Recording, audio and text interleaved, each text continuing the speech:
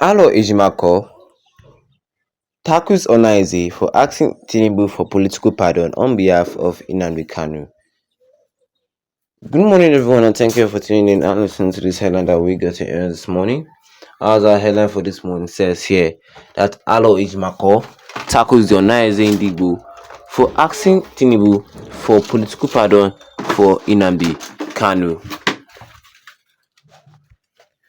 Well, the arrest and detention of Nnamdi Kanu, leader of the indigenous people of Biafra IPOB, continues to be a subject of significant controversy and debate.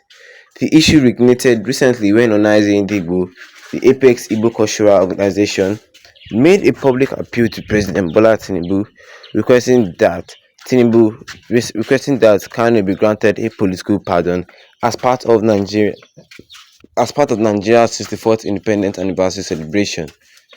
According to Sahara reporters, this appeal made by Chief Damian Okeke Ogene, Ohaneaze National Vice President, was purportedly aimed at fostering peace and ending the escalating violence in the southeast region of Nigeria.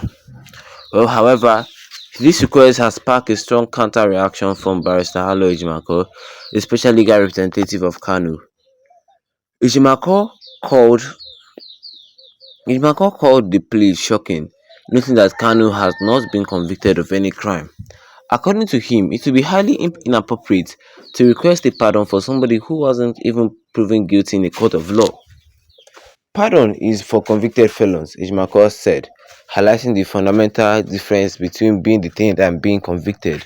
He further stressed that Kanu's only offense was demanding political justice for his people of Biafra, which by this legal assessment cannot be construed as a crime. This debate opens a critical conversation about the concept of justice in Nigeria.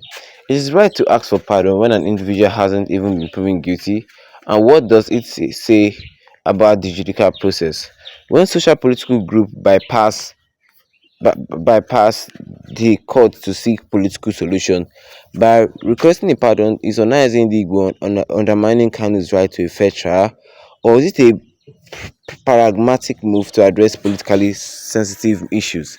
There is a broader discussion to be had here regarding the role of political pardons and their impact on justice.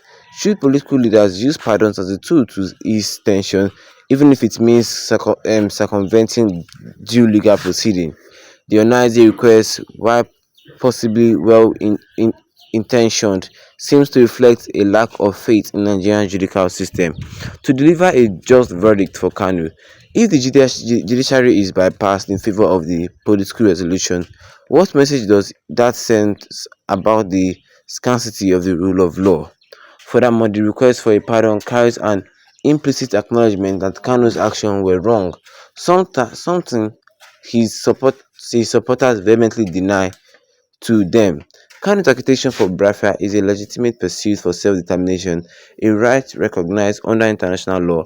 By seeking a pardon, Ohaneaze may inadvertently be legitimizing the accusation of terrorism and treasonable levied against Kanu by the Nigerian government. This divergence of perspective on how best to resolve Kanu's situation illustrates a deeper crisis in Nigeria. The lack of alignment between political leadership, social cultural group, and the judiciary is a reflection of the fragmented nation different where different factions pursue different, sometimes conflicting paths to peace and stability. While Ohaneaze call may have been intended to foster harmony, it raises questions about the erosion of judicial independence and the dangers of politicizing justice. Ultimately, the discourse around Nnamdi Kanu's detention touches on fundamental issues of fairness, governance, and the right of individuals versus the authority of the state. Should Kanu be given a political pardon, or should the court decide his fate? And if Kanu is indeed innocent and his lawyer has said, would justice demand that he be exonerated by the court rather than politically pardoned? These questions are crucial, but not for Kanu, for the broader principle of justice and the rule of law in Nigeria. And that is all we have for you guys concerning this headline today this morning, which says here that Ejimakor tackles Ohaneaze Indigbo for asking Tinubu for political pardon on behalf of Nnamdi Kanu. Well, you had it for me this morning, and if you want to subscribe, the best you can do right here right now is to tap that subscribe button, hit the notification bell, leave a like on the video to get more updates concerning this in the near future to come. Well, the fact that Ejimakor tackled Ohaneaze in the boat, that's the best part I really love concerning this, because pardon is like saying forgive somebody, and forgiveness is for the people who have been found guilty. It's like when you do something wrong and you yourself know you do something wrong, you are not asking for forgiveness. But in the case of Kanu, the question is no. You- The Ohaneaze Ndigbo were telling Tinubu to give Nnamdi Kanu a political pardon because of October 1st, Nigeria Independence Day, something like that. And Ejimakor said that no, you can't give you can't give Kanu a political pardon because Kanu is not, yeah, is not a convicted fellow. It is somebody that is convicted, that has already been convicted to jail, that has been found guilty and already been convicted, then can give pardon.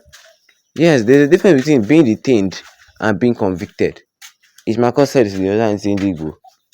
Yes, there's a difference between being detained and being convicted. Although I understand what the Ohaneaze Ndigbo meant to, like they should just please release Nnamdi Kanu.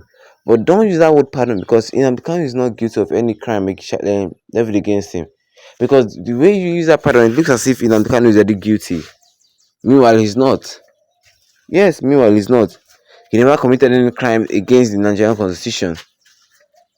He never did anything against the Nigerian constitution. Yes, he never did anything against the Nigerian constitution. So there's a difference between being detained and in being convicted. If you're using the word pardon now, it means say the court has found Nnamdi Kanu guilty, he's going to jail, this and this, and you're now asking for pardon, for forgiveness. Yes, but in the case of Nnamdi Kanu, that's how is no. That's how is no. For the United to use this type of statement, the federal government now will use this as opportunity to say, okay, fine, we're not going to pardon him. But see, you know the federal government are very cunning. Well, under the comment section that I have here, not much, but Elijah Kalu says here that man called Tinubu is a stupid man together with Ohaneaze, Ndioshi. The Ohaneaze Ndigbo did not understand what they meant by saying pardon. Let me just take it like that. Because if they did, they wouldn't have said it. So what do you guys think? Drop a comment in the comment section. Don't forget to leave a like on this video. Then tap the subscribe button, this big red one with the notification bell. So anytime I have any new video, you'll be the first to get notified about it. Once again, thank you for tuning in and have a wonderful day ahead of you.